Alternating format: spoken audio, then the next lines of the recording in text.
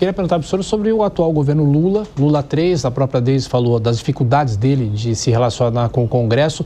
O senhor acha que isso se deve, talvez, a Dora Kramer, que trabalha com a gente aqui, fala muito disso, ele não tem mais um entorno, como o José disse, eu não estou justificando se é bom ou ruim, mas um entorno que saberia fazer melhor, talvez, essa ligação com o Congresso Nacional? Ou é simplesmente o fato de que ele não tem mais disposição de estar à frente dessas negociações por causa da idade, por causa que o tempo passou?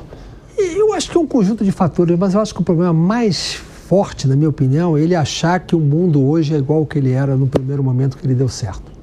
Então ele acha que tem que fazer da mesma forma, que só o carisma dele todo mundo atrai, só a forma de fazer.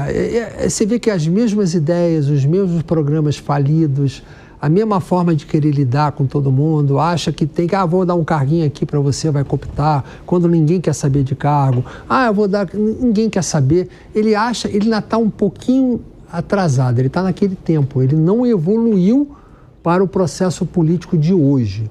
Então não é porque está no entorno, talvez o entorno pudesse ajudá-lo a abrir, mas ele tem uma personalidade, ele é um cara muito carismático, não tenha dúvida disso, ele tem todos os seus méritos, mas ele também é muito teimoso, ele também é muito, quem já teve a oportunidade de conhecer, ele quando firma a pé numa posição, ele vai até o fim. Então eu acho que ele está firmando o pé.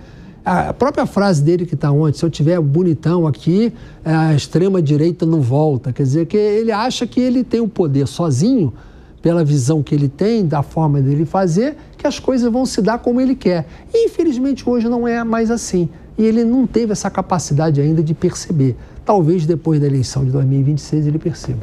Tiago Berrais, obrigado, uma ótima noite para você. Obrigado. Só um pouquinho, Túlio, para a gente ajustar. Mano, vai lá com a tua pergunta e depois eu passo aqui para o Túlio Nassa. Sim, a gente falou sobre orçamento e eu sinto que muitas vezes no Brasil, quando a gente fala sobre orçamento, parece que o ponto mais importante é quem manda.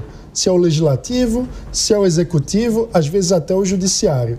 E fica muito longe da discussão a questão de avaliação de resultado, avaliação de desempenho das políticas. Como é que o senhor encara o desafio de fazer com que, primeiro, o orçamento caiba naquilo que o governo arrecada, que parece um desafio cada vez mais difícil nesse governo, e segundo, que ele seja efetivo para a população? Como começar a desatar esse nó? Bom, em primeiro lugar, o orçamento é uma lei. Por ser uma lei que é proposta pelo Poder Executivo e é votada pelo Congresso, tem que ser os dois a quem propõe, que tem o poder de propor, e o Congresso tem todo o poder e liberdade para fazer, dentro de princípios que são princípios que você não pode gerar despesa sem receita. Isso é óbvio, né?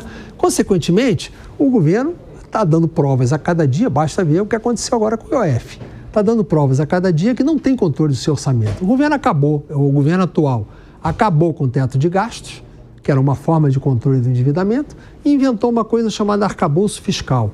Que coisa, a diferença inicial seria muito simples. Apenas considera 2,5% de variação na despesa, desde que haja a receita correspondente a 70% da receita. Até aí, por isso aí, até poderia passar. Você não vai controlar a dívida e tal, mas você tem um limitador, está crescendo porque você arrecadou, aí ainda podia passar. O problema é que as exceções que eles tiraram do que é considerado despesa são tão grandes que vale o outro orçamento. Então, na prática, é outra peça de ficção o arcabouço, dizer que é só estou crescendo 2,5% o gasto, mas é muito fácil. Eu digo o seguinte, a minha receita, o seu salário lá, eu ganho R$10 mil, eu gasto 8. Gasto 8 porque eu estou tirando a dívida do cheque especial, estou tirando a prestação da casa, estou tirando o aluguel, estou tirando a escola das crianças, aí eu gasto 8. Se eu botar a escola das crianças, o aluguel ou a prestação da casa, eu vou gastar 15. Então o governo mais ou menos está fazendo a mesma coisa. Esses 7 do meu orçamento, do meu salário de 10 mil, o governo está escondendo. Então com isso tem uma dívida que não tem dinheiro, aí tem que inventar imposto para pagar a conta. Os próprios precatórios judiciais, eles esconderam.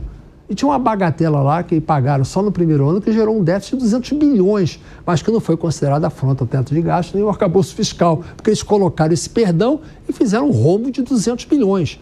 Então, o orçamento tem que ser tratado com mais seriedade. Nós não temos possibilidade de gerar receita contínua e o governo tem aumenta o IOF hoje, ou o ano passado a transação tributária, ou vendia alguma coisa, só que isso não é receita contínua. Mas quando ele aumenta o salário, como aumentou no projeto semana passada, que foi votado no Senado, ali então aumentou 74 bilhões de despesas que vão ser contínuas. que vai continuar até a aposentadoria. Então, existe uma falta de seriedade no trato orçamentário. Você considerar que a despesa ou a receita do ano não é a despesa ou receita que vai gerar continuamente. Eu gero despesa contínua, mas não gero receita contínua.